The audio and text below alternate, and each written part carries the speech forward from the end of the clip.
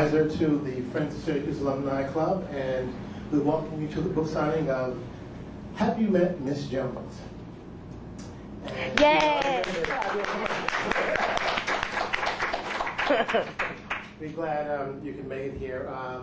This is the one of the last book signings that she's doing, but once again, if you've never been here to the Lubin House, you take a look, you see the spirit of Syracuse all in the house, and we embrace that. We definitely embrace Miss Jones, graduate of Syracuse University, and we always look out for the alumni who are out there doing things and making a name for themselves, and she definitely has made a name for herself. So read a little bit about Miss Jones that some of you probably don't know, but after today's event, believe me, you will have met Miss Jones.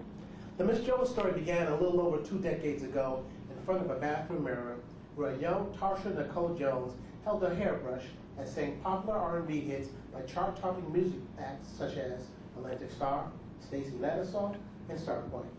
Miss Jones recounts, "It became my favorite pastime because I was always on punishment and had to stay in the house for a number of reasons. When the 2 sisters went away to school, little Miss Jones was left in their Astoria, Queens apartment with an entire collection of vinyl albums by artists such as Patrice Rushen, Stephanie Mills, and Sky. When my father gave me a rinky-dink cassette recorder, it became my best friend. I can't say that I'm one of those black singers who were singing in the crib for birds," she says. "I actually didn't start singing until I was about 9 or 10. Miss Jones attended New York City's Fiorella H. LaGuardia Music and Art High School, the famed school if you know that, majoring in classical music and subsequently learning music techniques and arrangement. She was a classmate to such actors and artists as Changing Faces, Omar Epps, and Marlon Wayans. While in high school, Miss Jones entered a local talent show, imitating the likeness of Stacey Lattisaw and taking a liking to hip-hop femme fatales, Salt and Pepper." I would read more, but you know what? It's best coming from the author herself, ladies and gentlemen. Let's get a warm reception for Miss Jones. Thank you. And thank you for showing up. And Ben, thank you for putting it together. You're welcome. I know it was hectic with schedules and stuff. Yes. So I guess I'll begin by reading a passage, the Syracuse University passage from the book. And then if you have any questions or would like to chat, then we can take it from there.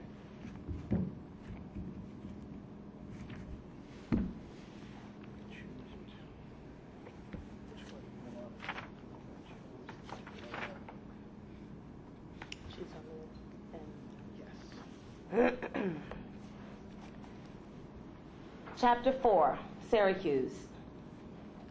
Just as Rachel and I had lathered in Bengay ointment to recuperate from a grueling conditioning class, there were screams in the corridor.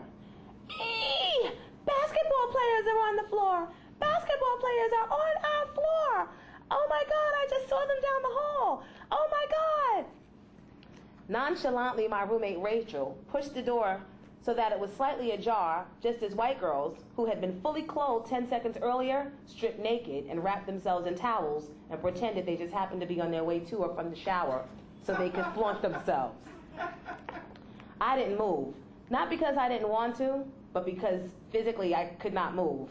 That afternoon, Rachel and I had run drills, done squats and push-ups, working muscles I didn't even know I had. Even my eyeball muscles hurt, I was so sore. Rachel had signed us up for a conditioning class that was specifically designed for the football team. Of course, I was notified of that little detail after I had dragged myself to the showers. Freshman year at Syracuse University, and I was having the time of my life. My second floor mates were friendly, adventurous, and just as happy to be out from under their parents as I was. They had very interesting backgrounds and were from all over the world. Our floor was the it floor, and often became one gigantic pajama party. It was a struggle to get to class on time by myself after relying on my mom's constant yelling, "This the last time I'm gonna call you, Tarsha, the very last time." Now, I was responsible for when I ate, and if I ate at all, whether I registered for and attended classes. Unlike any time before, my life was completely my responsibility. My first roommate was very fucking corny and hated black music, and her midget boyfriend thought it was his responsibility to get all up in my business. Her radio was too loud. And why ain't she at class? Thankfully, Miss Tightass moved out mid-semester, and my friend Rachel moved in. And together we were declared the two new hotties on campus. Hey, shorty, a deep voice said, tapping on my door. Are you expecting company, I said, rubbing my thighs with a new layer of Bengay. Rachel opened the door as a 6'10" guy prepared to knock again, enveloping the entire door frame. Behind him was another long, tall boy with towel-wrapped white girls traipsing back and forth, bewildered as to why they were being ignored. I never appreciated the fact that Syracuse University was an athletic school. On our campus, all athletes, followed by frat boys, considered themselves gods. And their campus groupies agreed. In the cafeteria, I'd noticed boys with big necks sitting at tables on one side of the room, but I never paid them the kind of attention they were used to. I was a popular freshman and genuinely interested in making new friends. However, my interest in others was based upon personality as opposed to what kind of a ball a person sported. So I never knew how Derek Coleman, who was en route to being an NBA superstar, ended up at my door that evening and was not deterred by my aroma of Bengay ointment. Derek was born in Mobile, Alabama, but reared by his grandmother in Detroit. He was that rare combination of Southern gentleman and city dweller. He was quiet, but we had fun, simple times, and an innocent relationship. Though we looked great together, we had a forced chemistry straight out of Central Casting.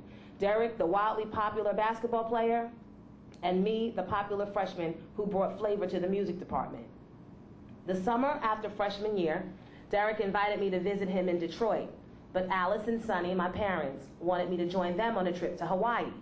Combined with forced chemistry and the fact that his roommate Stevie was pushing up on me, Derek and I decided to be just great friends, and I was later thrilled when he won Big East Rookie of the Year honors in 1987. Meanwhile, Ronald, who was then attending Howard University, kept blowing up my telephone at the dorm. He still thought he had a chance in hell to get back with me. He tried everything from sending me money for airline tickets to fly home, which I cashed in and spent with a quickness. He refused to accept how his lack of loyalty affected me. He had rocked my world. If he had put his sister Bernie in check, I wouldn't have had the battles that I did, especially with a so-called boyfriend as a passive bystander. At first, I tried to be polite until he acted like I was his to possess. I bugged, look, I'm tired of dealing with this old shit. I have a great new life. Stop calling here and leave me the fuck alone. I don't want to be with you. And that's how I ended our relationship, by rocking his world. Questions?